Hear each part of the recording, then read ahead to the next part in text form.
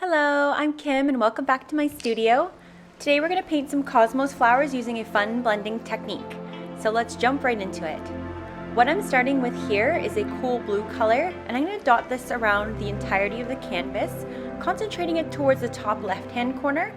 And then I'm going to get my white and intersperse it throughout, concentrating that more towards the bottom right.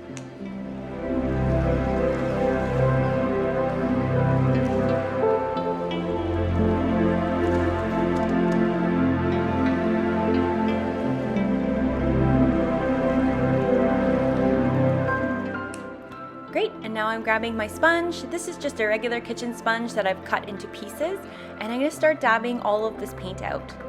The technique I'm using here is I'm just dabbing lightly up and down on the paint, going back and forth between the two colors, trying to mix them a little bit and making sure I'm covering the entirety of the canvas, but I'm not making sure that I'm not over blending here. So it's very important, you don't want to drag the sponge across the canvas, you really just want to have that light dabbing motion. So you're just adding some texture and coverage here without making sure you're over blending.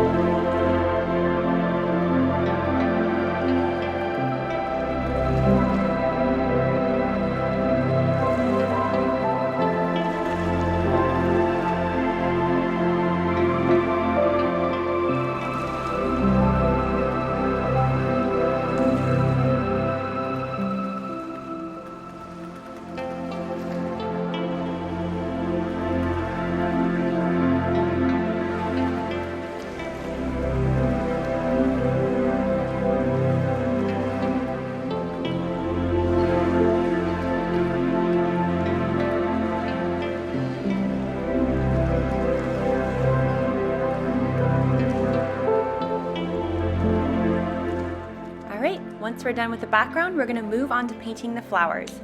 This is where we're going to introduce that fun blending technique I mentioned earlier. So to do that, I'm going to get a hot pink color and a white, and I'm going to put them on my palette together side by side so that I can dip my brush into them easily. When I dip my small little filbert brush here into them, you'll notice that I dip right in the center, so I have some pink on my brush as well as some white. So I'm not mixing them together, I'm keeping the two colors separate, so that you'll notice that when I paint on my canvas here, the two colors will come through without blending together. This is just going to add some more interest and variation to your painting, so I really want to have the contrast between the dark pink and the light white so that they don't blend entirely together and they create more variation and a 3D effect to my painting.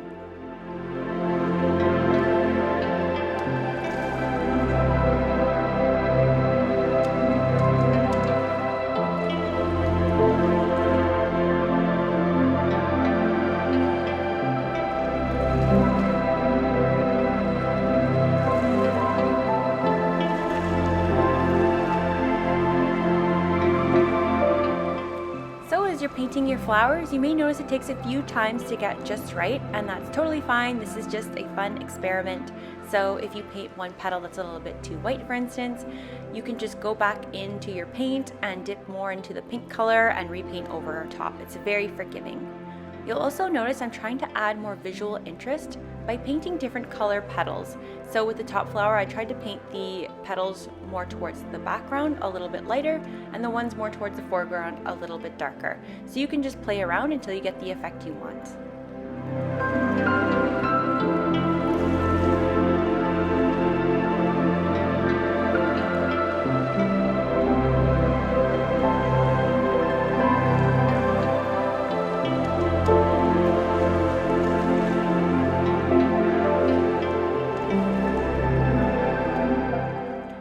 And at this point, you'll either want to set your painting aside for a few minutes to let it dry, or you can use a hairdryer like I did to speed things up. This is because we're going to go in with some lighter colors. So I have a light yellow color here, and we don't want that light yellow to blend into the darker colors in the background. So that's why I've done that. I'm also getting some light brown here, and I'm adding it right beside the light yellow like we did previously. I'm going to take a small pointed brush here and I'm lightly mixing the two colors together, and I'm going to create the base of where I want the pollen to be to start.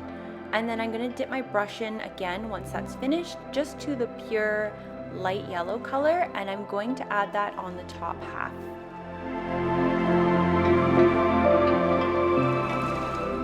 So this is me dipping back into that light yellow color. I'm only adding it to the top 2/3 or so of the pollen, just because I want to create this 3D effect where we have the light color on top and then the darker as the base.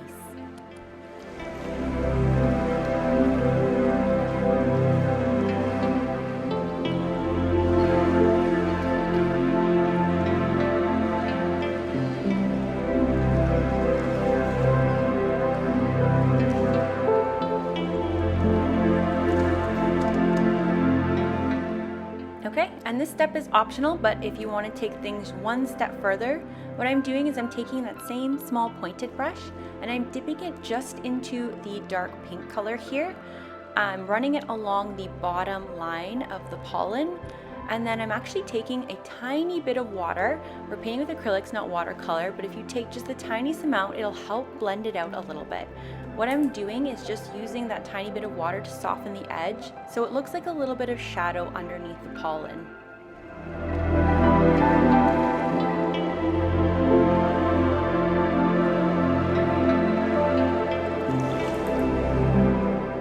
Okay, so we're moving on to the final part here.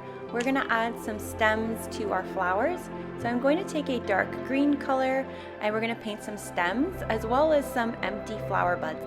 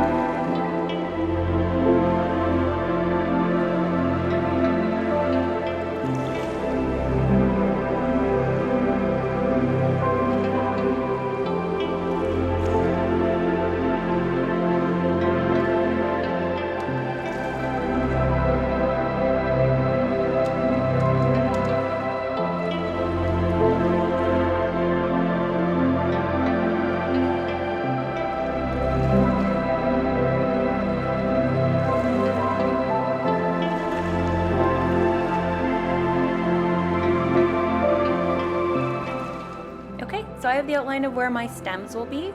I'm going to add in some leaves now, and we're going to use that same technique we've been doing for the flowers as well as the pollen.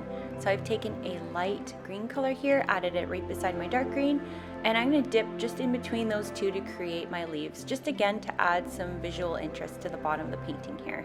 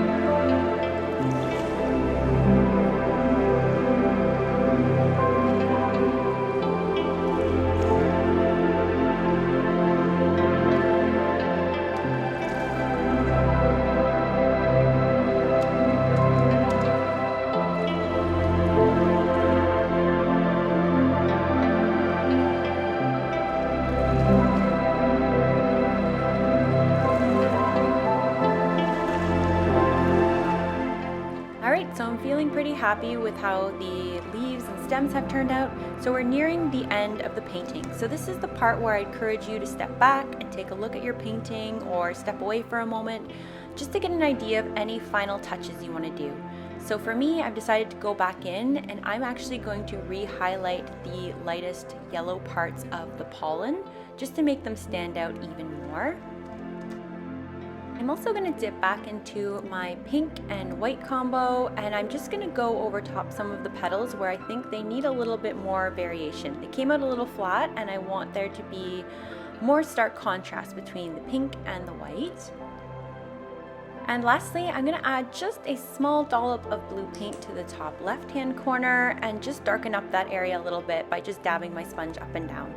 So these are things I looked at my painting and I decided I wanted to change. It's completely up to you, once you take a step back, what you want to work on for yours. So play around with it, enjoy the process, and have fun making the creation you want.